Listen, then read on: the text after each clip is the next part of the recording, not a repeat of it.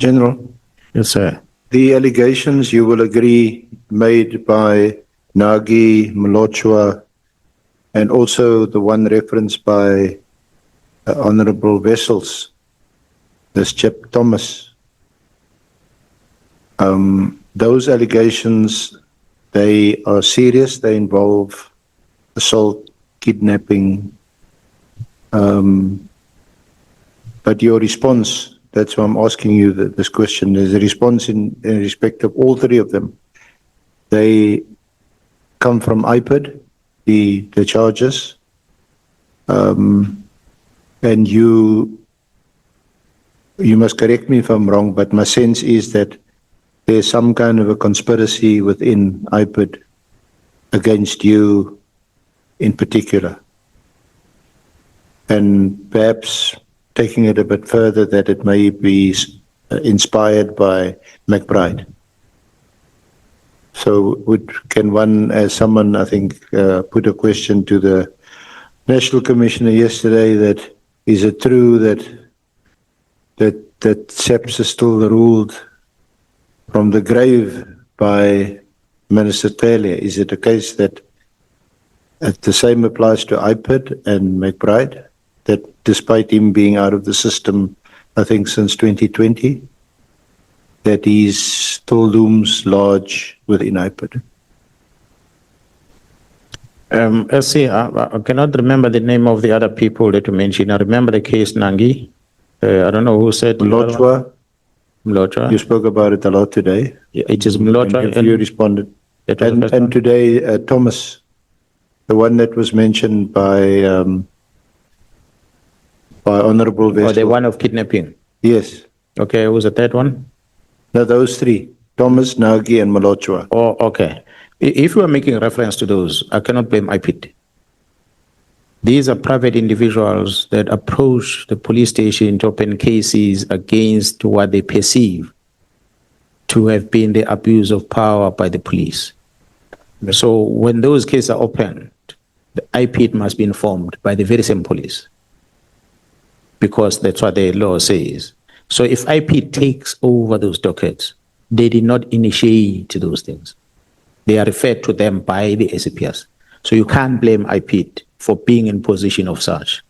We cannot blame them for that.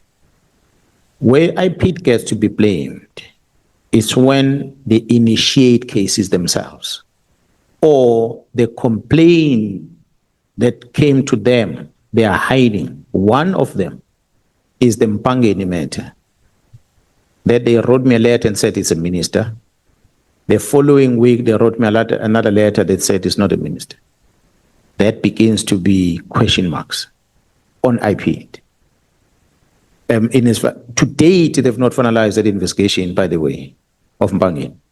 They have told the acting minister that they've finalized it, but to date, they've not, from what I know. So it then brings question marks about IPID in that regard. The cases that I'm told that my name are included on cases that IPID opened that resulted into the blockage of my security clearance, it would have been IPID that initiated that. Those cases would have been done by McBride back in the days that to date still have not been approached by a single person. As far as I know, there's no case against me. But when I hear that the secret clearance is not released because of these cases that IPID says, it then makes me believe that IPID indeed are still. Whether McBride is still ruling from the grave, I cannot give an evidence of the ruling, but I know that the people that he might have placed at IPID are still there, some of them. The people that Sisoko placed at IPID are still there. So to what extent do they have an influence over how they work? I think Sisoko is now at IDEC. To the extent that a case docket that is open at a police station for IDEC purpose is taken from, for IPID purpose is taken from IPID and moved to IDEC, it then brings question marks as to why IPID is keeping quiet, allowing such to happen. So it's that connection that becomes a worry. Yeah, thank you for it's late. The reason why I ask is we also need to look into how, or this honorable committee, which terms of reference, amongst other things, is to see how, what can they do, what remedial action can be proposed to restore trust and confidence in our law enforcement agencies, SAPS, IPID, IDEC. So what confidence can we have as members of the public in IPID and IDEC when it comes to alleged misconduct against SAPS members, when SAPS clearly on the evidence, your evidence very much today, even the General's evidence yesterday, that there's divisions, there's factions, there's differences, there are vacancies in important positions. What kind of confidence can it inspire in the public when they hear this? The only sad part is that we're in institutions that a small mistake done or irregularities that done, it paints the entire institution bad. And it takes a while for that to be corrected. But the men and women out there, both from the SAPS, IPID, and IDEC, that are working very hard, dedicated, given an opportunity, getting the support that they need, they will make you proud for the efforts that they are putting in. So I want to encourage South Africans not to judge everyone at once. Yes, we have done them wrong, amongst us, some of us. But there are many of us that are trying to do what is right. They're trying to do what is right from all different levels in all these institutions I'm talking about, must be given an opportunity to do that.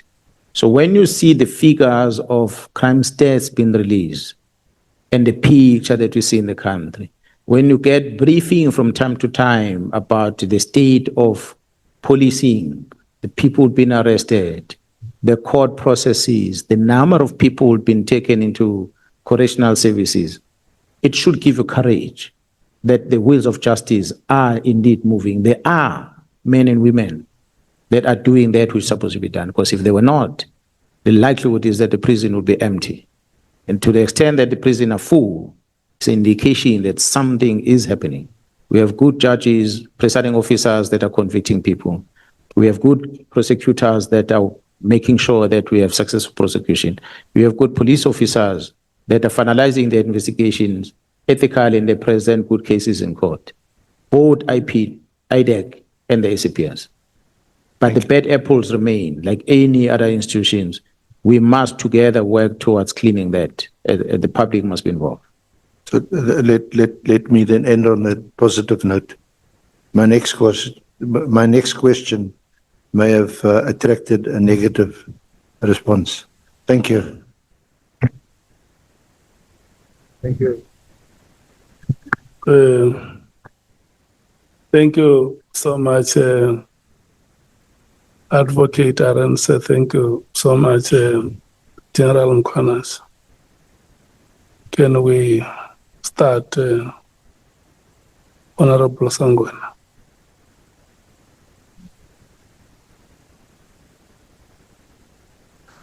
May I, Honorable Chair, maybe before you close, there were some few things that I wanted to respond on before that were pending, if you allow me, sir. Okay. It will be less than 5 minutes.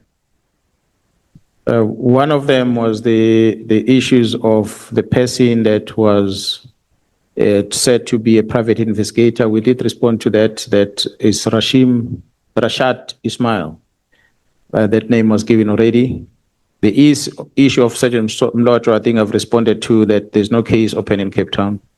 The matter of Namhla case of the Eastern Cape, the communication I received was that, yes, indeed, after the decision, when the dockets were in Pretoria, the decision was taken at the head office that the docket will go back to Eastern Cape, the ones in KZN will go to KZN.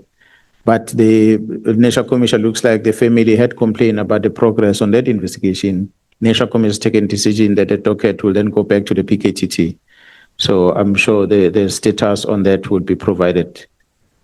There was, Honorable Chair and members, a matter that you did not probe, which I felt that I wanted to raise it not in details, the issue of the SIU reports.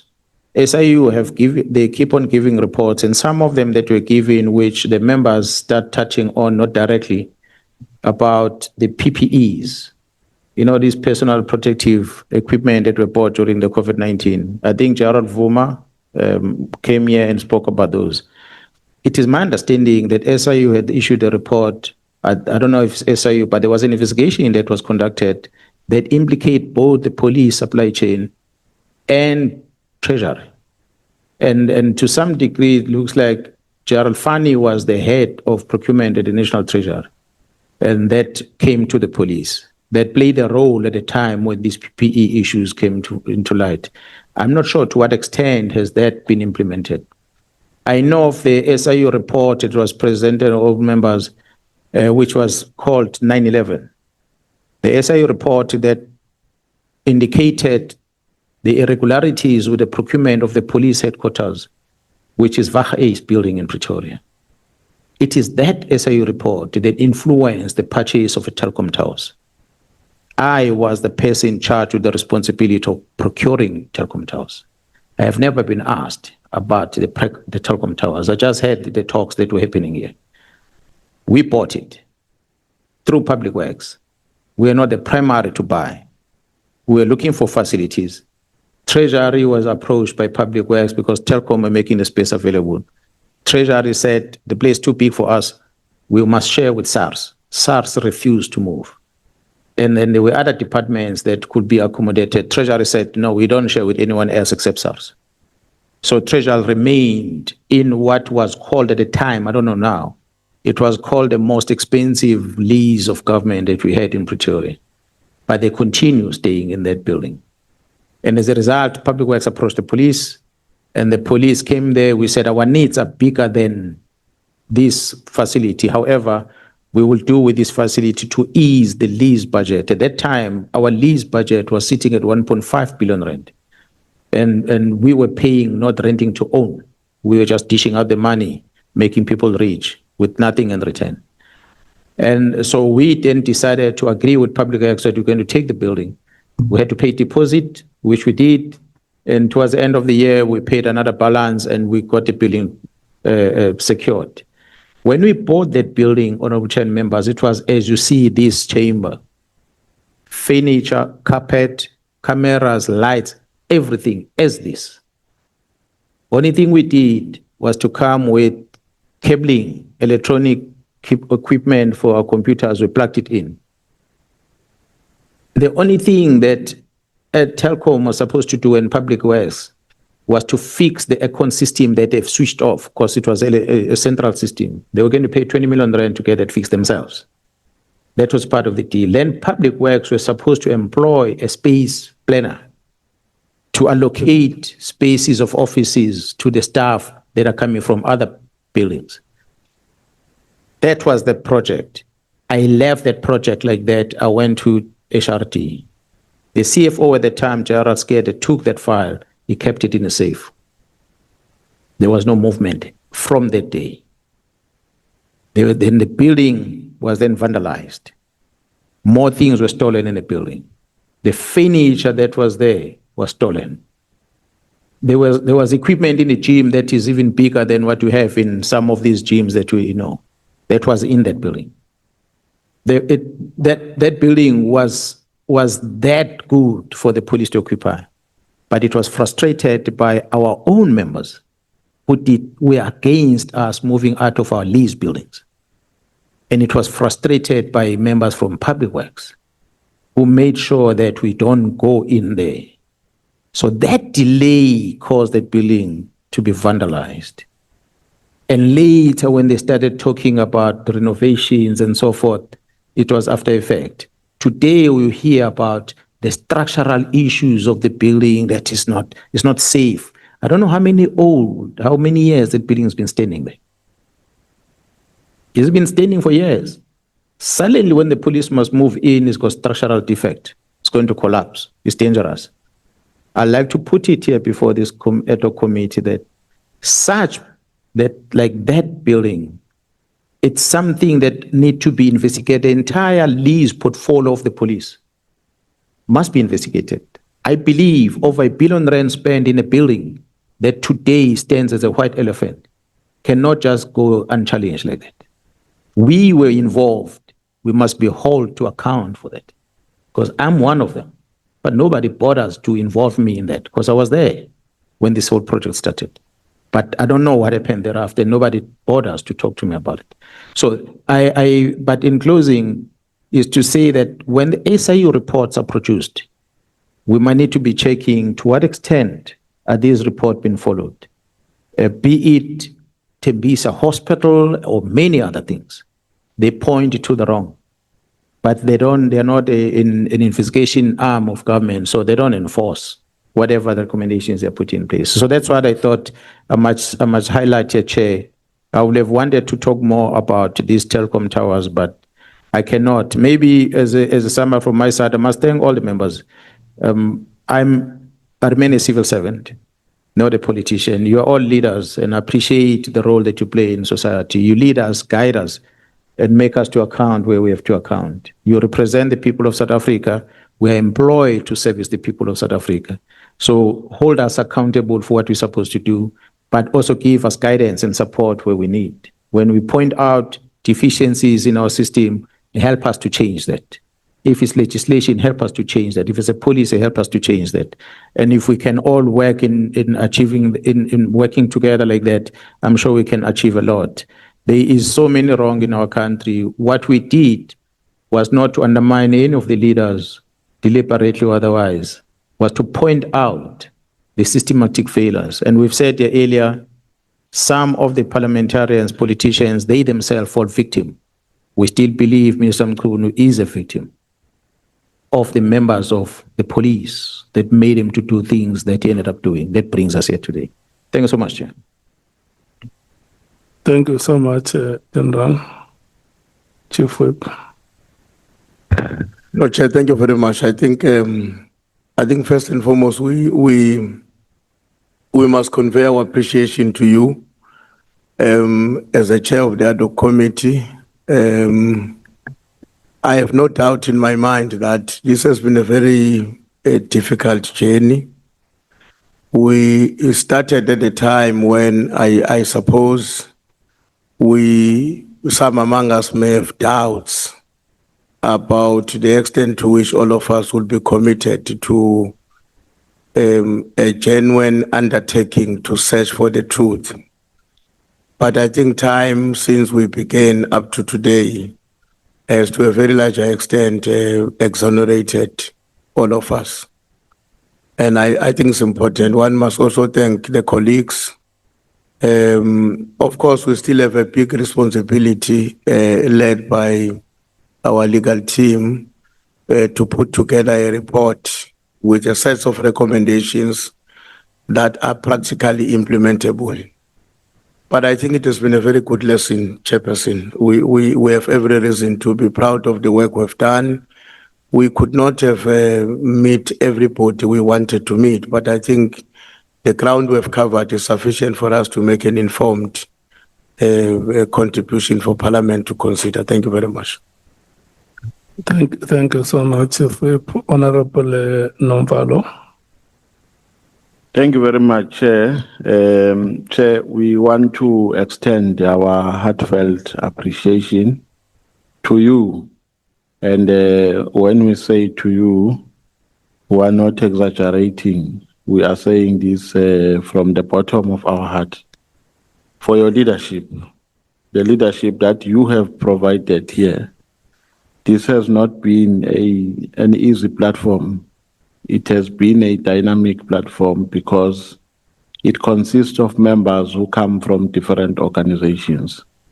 But your logic has always prevailed and has always reigned supreme.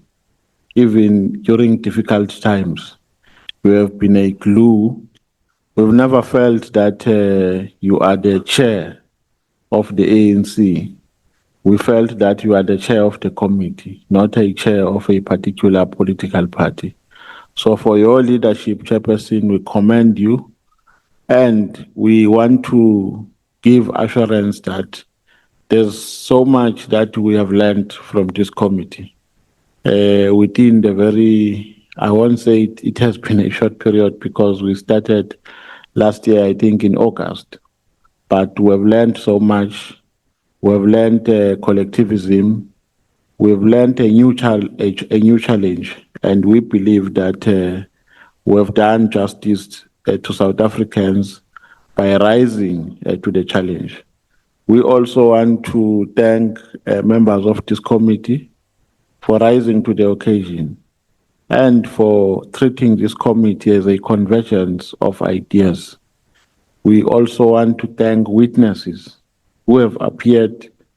Even though we had reservations with some witnesses who have appeared here, some became honest to the oath that they took here. Some told lies, peddled lies, but we believe that lies have short legs. They run faster, but they never finish the race. So the work that we are going to do here during deliberations and during consolidating the report is going to separate lies from the truth. We also want to thank the staff members with whom we always sympathize for working beyond their normal hours. The work that they have done is quite amazing, and they must know that they have not only been doing the work that they've done for members here, but they have been doing this work for the entire country, for the entire South Africa. I once had a conversation, Chair, with the Secretary. We met on the streets of Parliament. The Secretary of Parliament, Mr. Xolile George, he was commending the work that is being done by this committee. And he was saying, we have also improved the viewership for Parliament. People are now watching Parliament because of this committee. So there's so much work that has been done by this committee.